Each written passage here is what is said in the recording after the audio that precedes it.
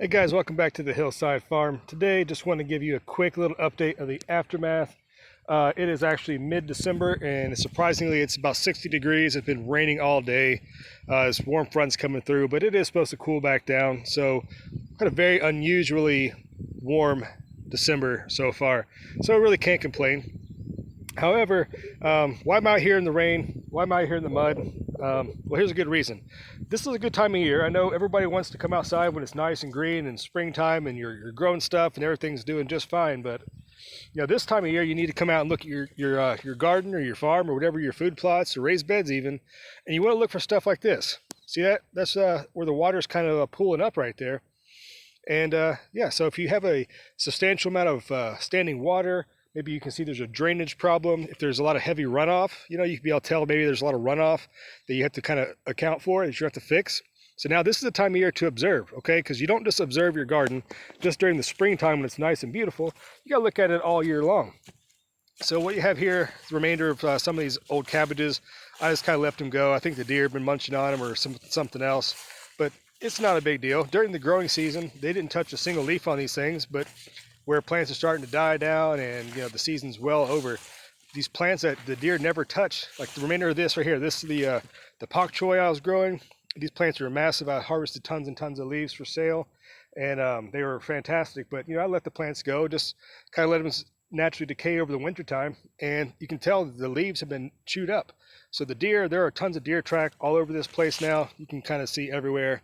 I probably can't really pick it up with the camera here, but there are deer tracks all over the place. So they are definitely helping themselves to the leftovers in the garden, which is just fine because I'm not going to use them. They're going to break down, turn back into soil and compost anyways.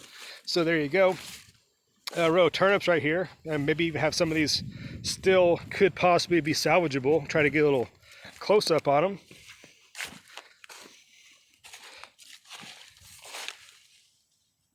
There we go. That's a nice turnip right there. And some of these guys are pretty huge, like down there. These might still be, oh yeah, they're nice and firm. So yeah, I might even pull some turnips up today to take back with me. So where it hasn't been so cold, and until today, it really hasn't been very rainy at all. These turnips have done great in the ground. So definitely going to harvest some of those and continue on the way. Now I will need to go back and add some more leaves and some mulch to some of these rows, especially right here. And this is something that's got me kind of worried. Now this row right here, this is elephant garlic, okay? And you can just tell the leaves, they do look a little bit different than standard garlic. If you've grown both varieties, you can tell just kind of by sight that these don't look exactly the same. Now what happened is this row right here, where they're already coming up, well, I missed these bulbs, okay? Whether I missed them outright or it got kind of weedy, this part, and so we were harvesting all the garlic this past summer. And this row, I guess these guys just survived. Maybe there's a little offshoot or a little bulbul kind of survived. But anyways, this elephant garlic sprouted up all by itself. And I'm going to have to definitely mulch this because, it may affect bulb formation for next year. It may be undersized. I'm not really sure. This is the first time I've actually, well, I guess the second time. I grew it last year, obviously. The first time it's overwintered. So I'm not sure what the results may entail. So if you've grown garlic or elephant garlic and had it overwinter and sprout early like this, let me know how your experience went.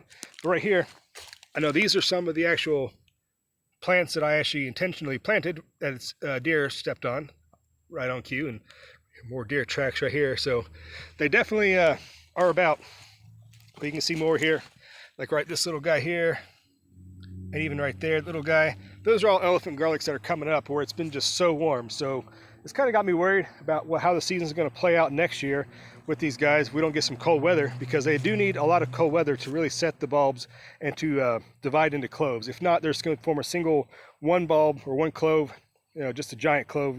It's not going to bulb out and divide. So that can be an effect of having too warm of a weather on your garlic and your elephant garlics as well. So just kind of looking at the whole area, I mean, you can tell it definitely is, well, it's last week or so of fall. It's almost winter time, but this time last year, I know it was freezing cold. It was covered in snow. This year, it's actually pretty warm and relatively wet, and things are still growing. So you know, every year is going to be a little bit different, but that's why you need to observe, because, you know, if you're just starting off, everything's going to be anew for you. You know, it's going to be your first winter, your first fall. You're going to have to get used to, like, when is the last frost? When is the first frost? When do I plant this? When do I harvest that? And it's all going to be done by feel. You know, everyone has a little bit different climate, even in the same, you know, same county even. Just because of how your yard or your farm is situated, you might have a, you know, obstruction on the east and kind of blocks the sunlight from that direction, or maybe you have only a north-facing slope you grow on as opposed to someone down the road with a south-facing slope. So everything's going to be a little bit different, like I was saying. So you need to observe 365. You know, make notes. Okay, I've been doing this long enough that I kind of know what's normal, what's not. You know, I'd say that this is the first time it's happened, but I remember, I want to say 2009, we had a fall like this where I remember playing golf in January in t-shirts outside. It was 60-some degrees. So you have winters like that. You can kind of see through the deer netting here. This is my little protected area for the sensitive crops, but all those radishes and turnips and cover crop things I put in there, I can kind of see a little bit of a little red poking through. Some of the radishes are actually completely formed, and there are some collard greens. I think I threw just a mixed match of all my leftover seeds. I just kind of threw them out there to make a cover crop, as this is where corn grew last year. It's a really heavy feeder, so I'm gonna dig all that back in. But just so you guys can kind of get a preview, this little spot here, I have a big plan for it next year. I'm not going to give it away, but let's just say it's going to be some comparisons, kind of make a couple of different rows. We're going to try a couple of different things in each row and compare. It's going to be like a little test plot right there.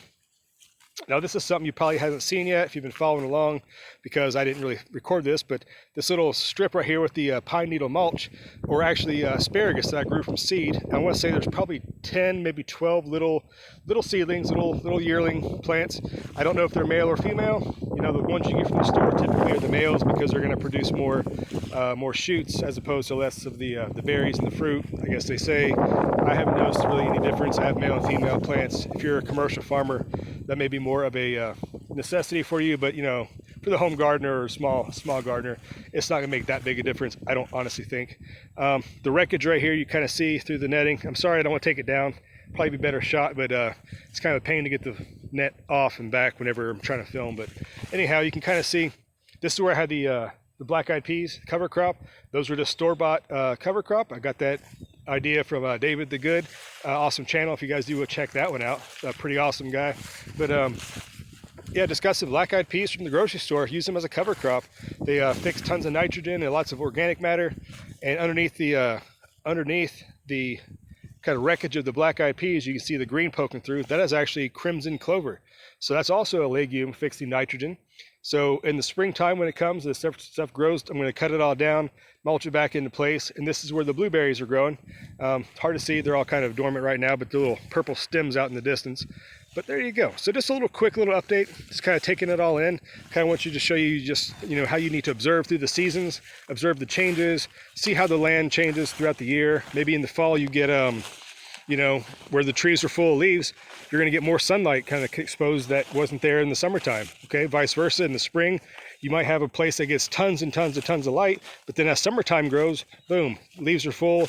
You're blocking out the sun, so you need to take that into account when planting your garden or your farm or just your little backyard, single little raised bed or planters on your front porch. I mean, everything just is one big cycle and just one big continuous loop. You just need to keep observing, watching, and just, you know, assess the situation and move on. You know, every year is going to be different. Be prepared for some surprises. Weather's getting crazy nowadays, and just be ready. So there you go from the Hillside Farm. Just a quick little update. Kind of take one last little view of the wreckage of what was the summer garden. It doesn't look like much now, but you know, it won't be that much longer till we'll be tilling it back up and getting stuff planted and starting 2022's growing season here pretty soon. So until next time, guys, hope you enjoyed this little fall/winter wrap-up kind of video, and I will